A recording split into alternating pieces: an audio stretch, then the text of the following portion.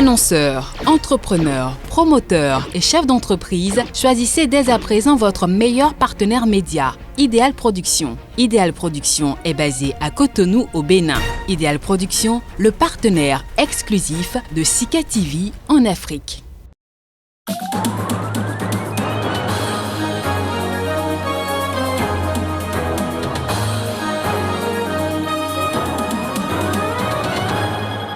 Les Sénégalais continuent d'exprimer leur indignation suite à l'arrestation de l'opposant politique Ousmane Sonko pour trouble à l'ordre public.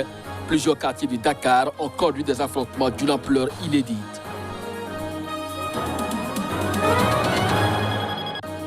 Des milliers de personnes manifestaient à Alger, enracinant la mobilisation du Irak qui a repris ses marches en fin février. Les manifestants du Irak sont redescendus dans la rue le vendredi, jour de mobilisation hebdomadaire du mouvement. L'Union africaine a exprimé vendredi sa consternation après la perte de vies humaines, civiles et parmi les forces de l'ordre au Tchad. Ces pertes ont été essuyées lors d'une tentative d'arrestation d'un opposant.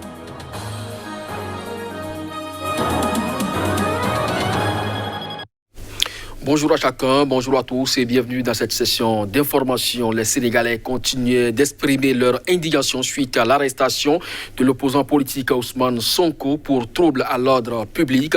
Plusieurs quartiers de Dakar ont connu des affrontements d'une ampleur inédite. On dénombre au moins 4 morts.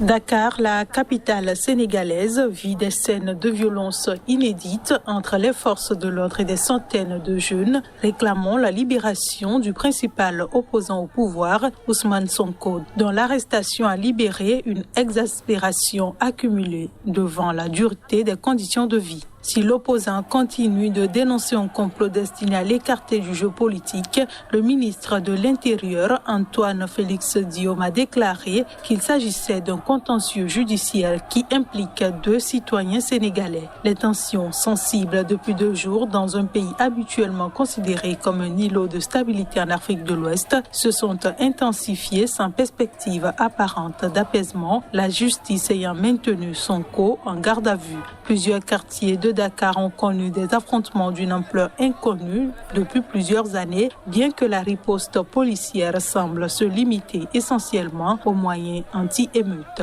Dans la foule, beaucoup exprimaient leur ressentiment contre le président Macky Sall. L'essentiel de ces jeunes ne travaillent pas, sont pour 90% des chômeurs.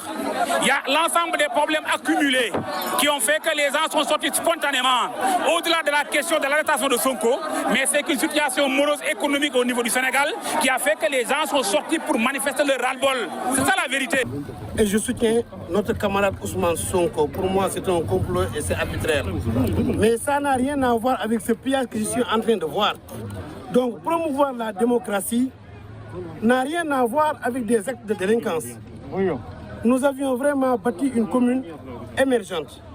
Et nous avions fait assez de promotion et d'ouverture afin de permettre aux investisseurs de venir à la Médina, les Chinois et les Français au champ. Donc nous ne permettrons pas que des bandits viennent d'ailleurs pour piller la Médina. Les manifestations ont fait au moins 1 mort jeudi dans le sud. Plusieurs autres décès ont été rapportés. Vendredi soir, le secrétaire général de l'ONU, Antonio Guterres, s'est dit très préoccupé et a appelé à éviter une escalade. L'Union africaine, quant à elle, a exprimé vendredi sa consternation après la perte de vies humaines, civiles et parmi les forces de l'ordre au Tchad. Ces pertes ont été essuyées lors d'une tentative d'arrestation d'un opposant. Dans un communiqué, le président de la Commission de l'Union africaine, Moussa Faki Mahamat, de nationalité tchadienne, note que les pertes en vies humaines lors de la tentative d'arrestation de Yaya Dillo interviennent à 1 mois des élections présidentielles au Tchad. Il appelle le gouvernement et l'ensemble des acteurs politiques à œuvrer résolument pour créer les conditions idoines pour la paix politique et civile afin d'assurer la tenue des élections dans un climat apaisé, dans le strict respect de la loi, de l'ordre et de la stabilité du pays. Le 28 février, la police, épaulée par des militaires lourdement armés et des blindés, a tenté d'arrêter l'opposant Yaya Dillo, candidat à la présidentielle du 11 avril, dont la candidature a été invalidée par la Cour suprême à son domicile de N'Djamena. Il était visé par 2 mandats d'amener de la justice pour diffamation et injure à l'égard de l'épouse du président Idriss Déby Itno. Le mouvement de Yaya Dillo, le Front Nouveau pour le Changement, FNC, a assuré dans un communiqué que 5 membres de la famille de l'opposant, dont sa mère, ont été tués par un coup d'élite de l'armée qui a défoncé son portail avec un char blindé. Une version contredite lundi par le ministre des Affaires étrangères Amin Abbas Siddiq devant le corps diplomatique. Un tir de l'intérieur visant les forces de l'ordre a atteint mortellement la mère de Yaya Dillo, a-t-il affirmé, ajoutant que 2 militaires avaient été tués dans un blindé dans la cour de l'opposant.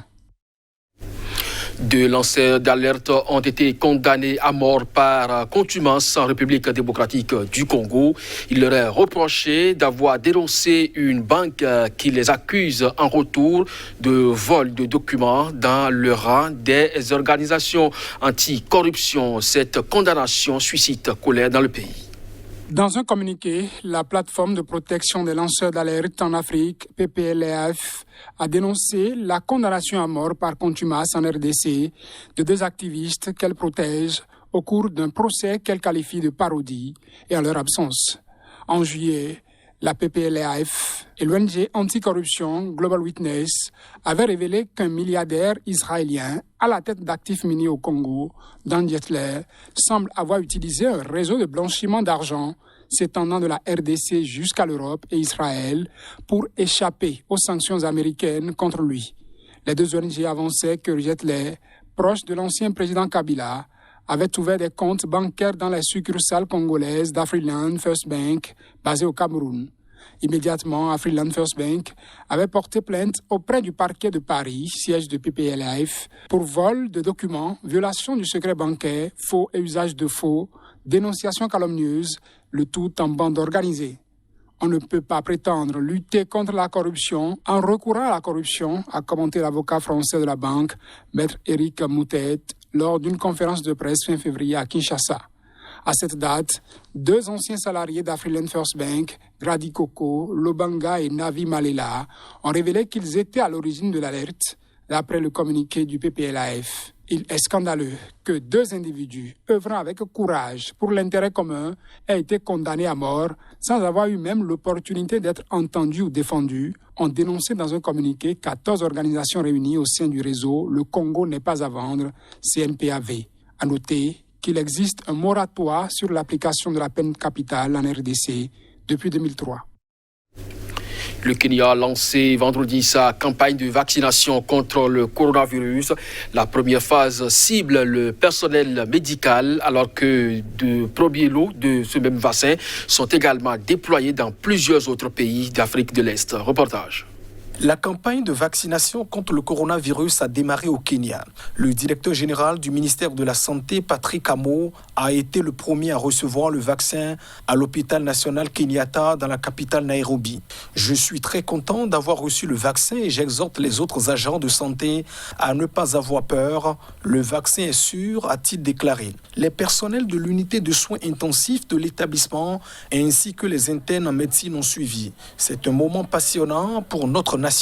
Nous combattions la pandémie avec des balles en caoutchouc, mais ce que nous avons acquis aujourd'hui équivaut, métaphoriquement parlant, à des bazookas et à des mitrailleuses dans la lutte contre la pandémie, avait déclaré le ministre de la Santé lors de la réception des vaccins mercredi dernier. La première phase de vaccination, qui durera jusqu'en juin, vise d'abord quelques 400 000 agents de santé qui seront suivis d'autres fonctionnaires considérés comme prioritaires, tels que les policiers et les enseignants. De juin 2021 à juin 2022, la campagne ciblera les personnes à haut risque de décès ou de maladie avant une phase finale prévue jusqu'en juin 2023 qui ouvrira la vaccination au reste de la population. Le Kenya a enregistré 107 000 cas et 1870 décès dus au coronavirus.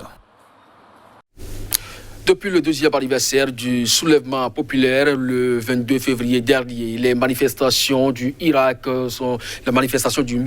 ont repris de plus belle. Les manifestations sont redescendues dans la rue le vendredi, jour de mobilisation hebdomadaire du mouvement, avant sa suspension il y a un an en raison de la pandémie de coronavirus. On en dénombre des milliers ce vendredi. Une nouvelle mobilisation du mouvement pro-démocratie du Irak. Ce vendredi à Alger, des milliers de personnes ont manifesté dans la capitale et dans d'autres villes du pays. Depuis le 2e anniversaire du soulèvement populaire le 22 février, les manifestants du Irak sont redescendus dans la rue le vendredi, jour de mobilisation hebdomadaire du mouvement avant sa suppression il y a un an en raison de la pandémie de coronavirus.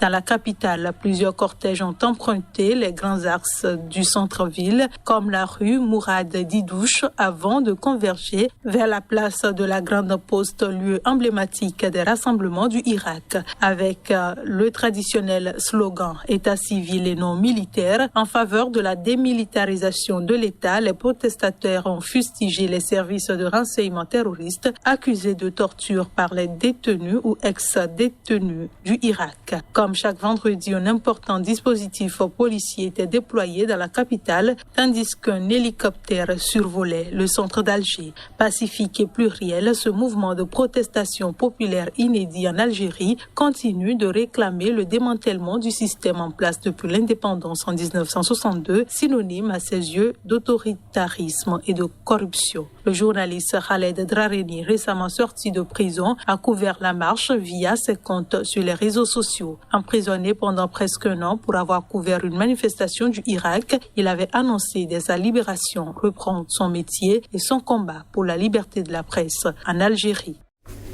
Le pape François est en visite en Irak. Le souverain pontife séjourne depuis ce vendredi pendant 72 heures dans ce pays régulièrement visé par le groupe État islamique. Agenda très chargé pour le chef de l'Église catholique au cours de cette visite.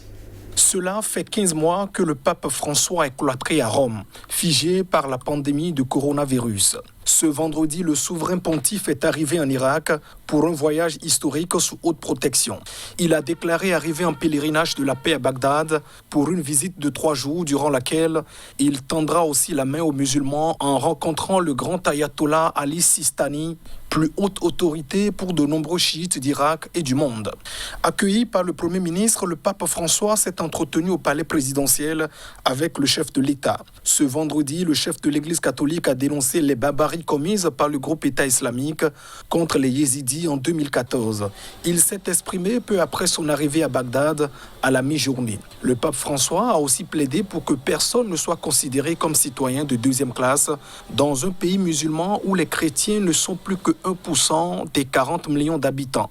Les autorités de Bagdad ont assuré avoir pris toutes les mesures de sécurité terrestre et aérienne. Les étapes de la visite papale rassembleront quelques centaines de personnes seulement, à l'exception d'une messe dimanche dans un stade en présence de milliers de fidèles. De vendredi à lundi, le pape parcourira 1445 km dans un pays encore frappé mercredi dernier par des tirs de roquettes meurtriers, dernier épisode